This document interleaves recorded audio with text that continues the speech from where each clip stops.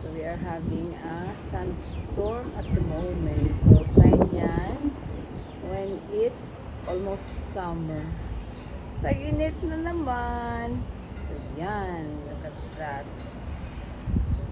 Hindi yan fog. That is all dust. So today the weather is dusty and windy. And Sam has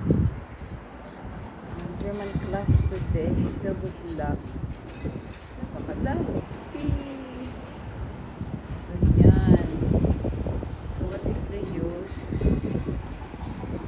na naglilinis ka when it's dusty anyway? So yan. Cannot really tell pag malapit. So, but then, sa malayo, you can see free kahit kawawa yung mga tomato ko.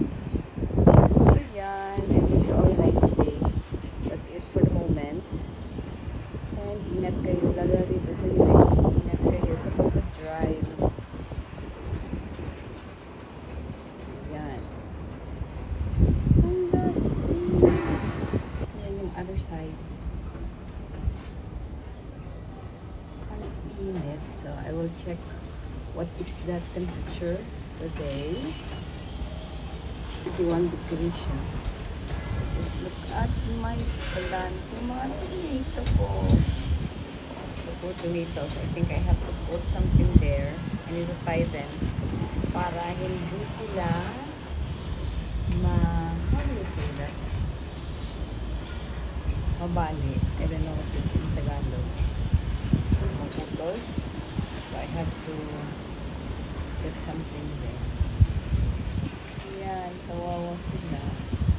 Oh no, summer is really coming. It's knocking on our door. Yan. Windy siya.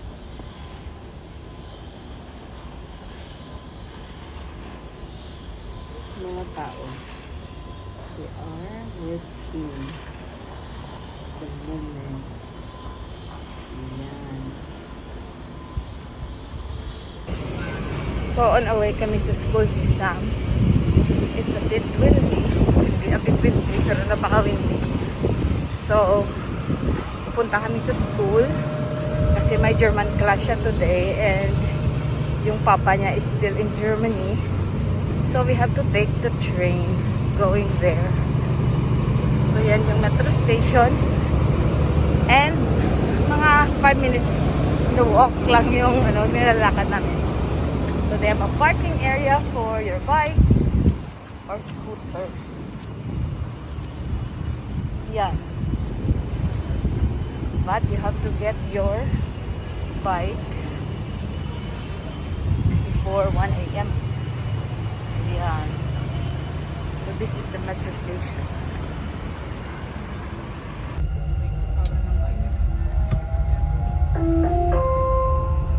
المحطة الأخيرة لهذا القطار هي سنتر بوينت.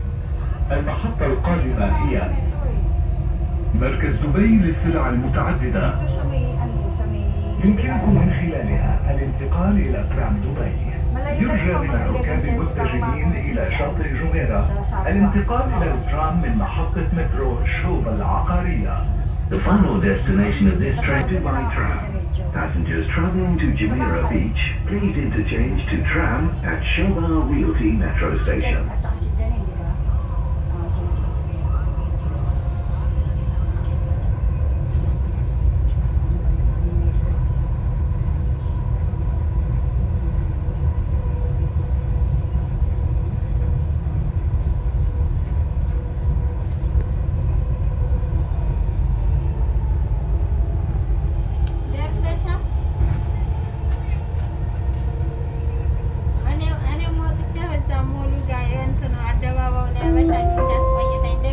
المحطة القادمة هي مركز دبي للسلع المتعددة.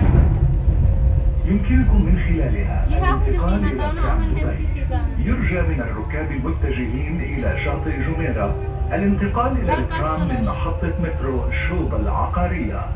The next station is الانتقال إلى ترام دبي. يرجى من الركاب المتجهين إلى شاطئ جميرة الانتقال إلى الترام من محطة مترو شوب العقارية.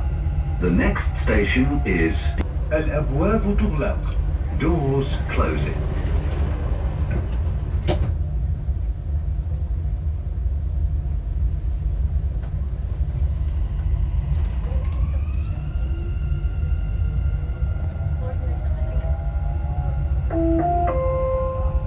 المحطة الأخيرة لهذا القطار هي سنتر بوينت. المحطة القادمة هي الخيل. The final destination of this train is Center Point.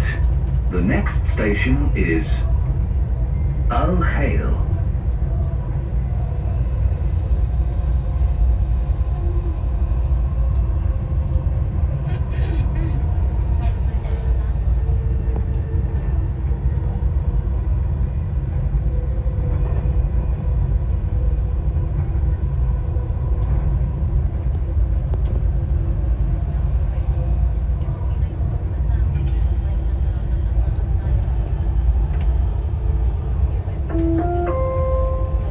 المحطة القادمة هي الخيل. The next station is Al Hail.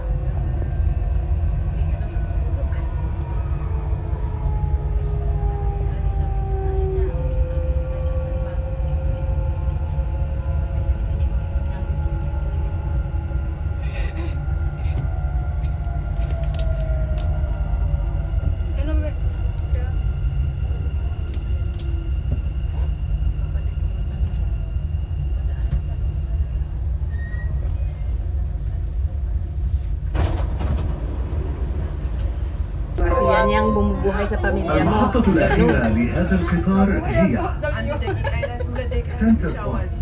المحطة Hanggang hindi ka القادمة gumagawa ng masama, هي kahit gaano ka sabi mo kapangit o ka-dry ng ng kamay mo, you need to be proud of The it. next Kasi station nagtatrabaho ka is ng Dubai International. Table siya sa akin. Narito ka. Ginawa niya akong sandalan, promise. Kasi lumatalo. Marisina. Kala niya supa ako. Meet na ako ate.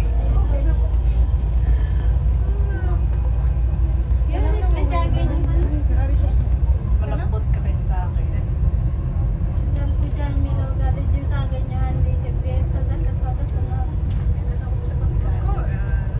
Ako, sa Dawili, taxi ko man to. Yuto. Taxi ko ka ninyo. Mesti sedih ka. Sa level to. Sa matagar mo sa malas na bilang ka mo magmahal. Ano yung bayan? Lumiyal ko rin. المحطة القادمة هي Yung soda, white jammer. مدينة دبي للإنترنت.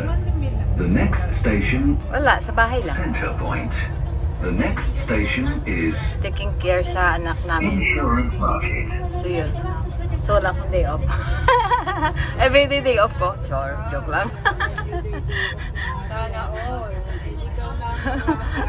Ikaw na ang lucky at ang Hindi, but like, you cannot really say na lucky kasi wala naman akong Ay, maama na yung ama. wala akong Taga saan sa ama? taga Germany. Ah, Wala naman akong wala naman akong nanny.